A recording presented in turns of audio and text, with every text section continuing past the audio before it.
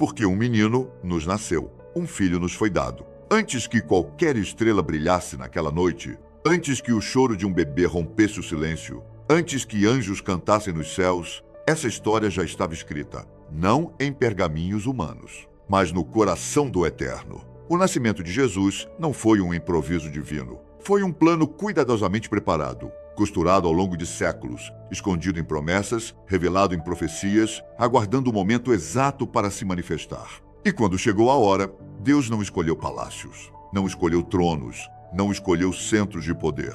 Ele escolheu o anonimato. Nazaré era pequena demais para ser notada, simples demais para ser lembrada. E exatamente por isso, perfeita aos olhos de Deus. Ali viviam Maria e José, dois jovens comuns, sem títulos, sem influência, sem qualquer destaque social. Eles sonhavam com uma vida simples, uma casa modesta, uma rotina previsível, uma história que começaria e terminaria sem aplausos. Mas enquanto eles sonhavam com o comum, o céu preparava o eterno. Deus não pediu permissão, não explicou todos os detalhes, não negociou condições. Ele apenas chamou, e o chamado veio até Maria de forma inesperada, profunda e impossível de ser ignorada. Uma revelação que atravessava toda a lógica humana. Ela não foi escolhida por sua força, nem por sua idade, nem por sua experiência.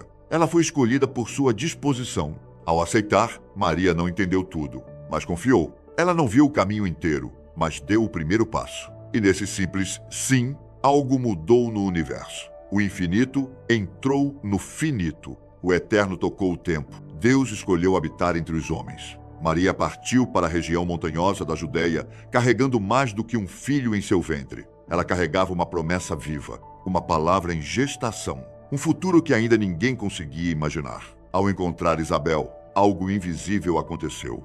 Duas histórias se alinharam. Dois milagres se reconheceram. E o céu confirmou aquilo que havia começado no silêncio. Foi ali que Maria explodiu em louvor. Não um louvor ensaiado, não uma canção religiosa, mas um cântico que misturava gratidão, temor, fé e revelação.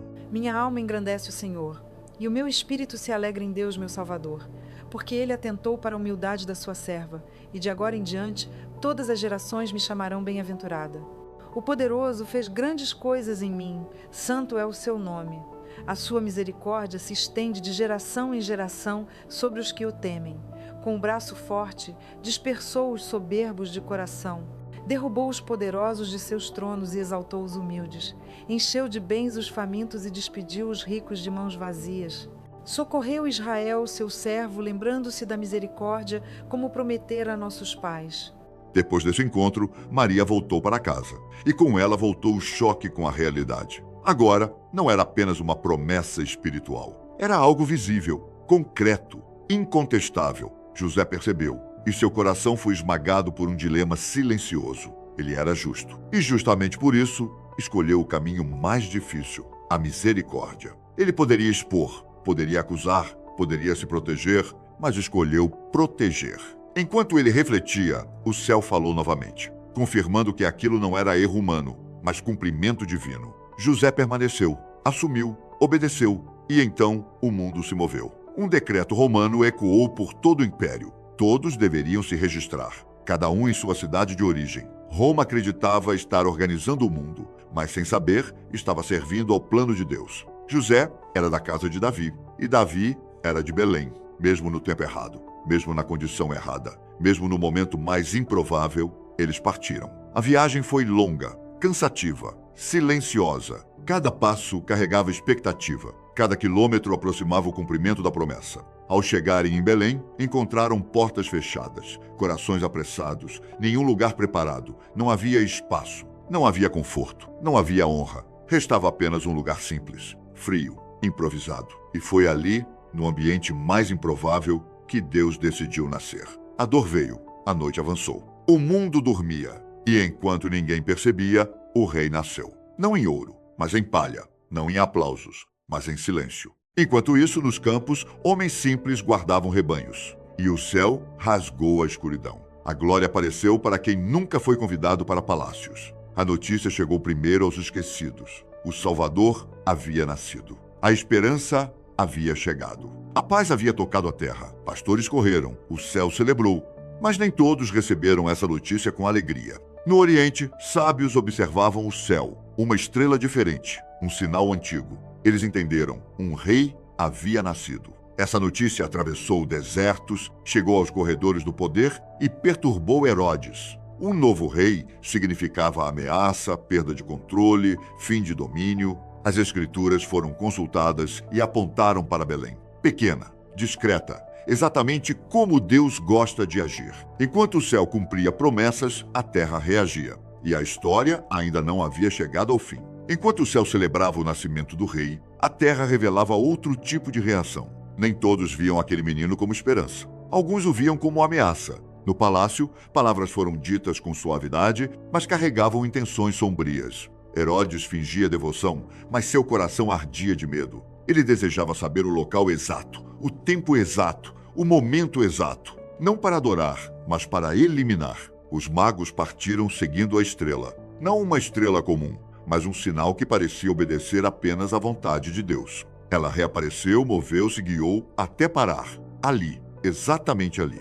Não havia trono, não havia exército, não havia ouro espalhado pelo chão. Havia um menino, simples, frágil aos olhos humanos, mas carregando a eternidade em si. Eles se prostraram, não por tradição, mas por reconhecimento. Ouro, incenso, mirra, presentes que falavam mais do que palavras, realeza, divindade, sacrifício. Naquela casa simples, o céu tocava novamente a terra. Mas o mesmo Deus que guiou pela estrela também protegeu pelo sonho. Avisados do perigo, os magos não voltaram pelo mesmo caminho. Eles obedeceram à voz de Deus e partiram em silêncio. O palácio ficou esperando. O plano de Herodes foi frustrado e o menino foi guardado pelo céu. E agora, antes de continuar, pare por um instante. Se Deus foi capaz de proteger o seu plano no meio de tanta oposição, o que ele não pode fazer hoje na sua vida? Se essa história já está tocando o seu coração, não ignore esse momento. Continue assistindo. Permaneça até o final, porque o que vem a seguir não é apenas história, é revelação. O tempo passou. 40 dias depois, Maria e José subiram até Jerusalém.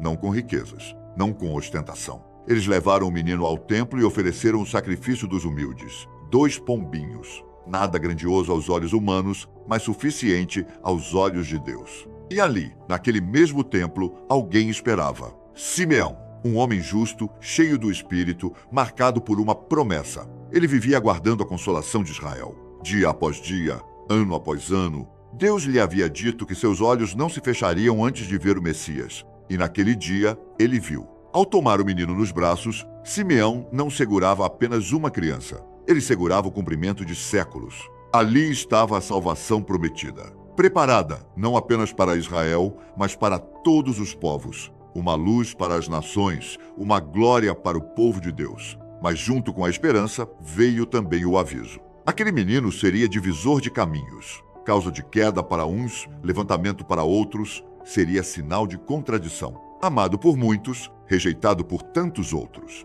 E para Maria, uma dor profunda atravessaria sua alma, porque através da vida daquele menino, os corações seriam revelados. A profecia não terminou ali. Ela atravessou o tempo, atravessou gerações, chegou até nós. Aquele bebê cresceu, caminhou entre os homens, tocou os rejeitados, curou os feridos, amou os esquecidos. E no tempo certo, entregou-se. Cumpriu cada palavra dita naquele templo, cada promessa anunciada, cada plano do céu. Hoje, a luz dele ainda brilha, ainda chama, ainda confronta. A pergunta de Simeão continua ecoando. Diante de Jesus, o seu coração se abre ou se esconde? Porque ele continua sendo o mesmo. A queda do nosso orgulho, o levantar da nossa esperança, a nossa salvação. Se essa história falou com você, não deixe esse momento passar. Compartilhe este vídeo com alguém que precisa ouvir essa mensagem. Inscreva-se no canal para continuar caminhando por essas histórias. E reflita. O que você vai fazer com Jesus? Porque ele não veio apenas para ser lembrado no Natal. Ele veio para transformar vidas, inclusive a sua.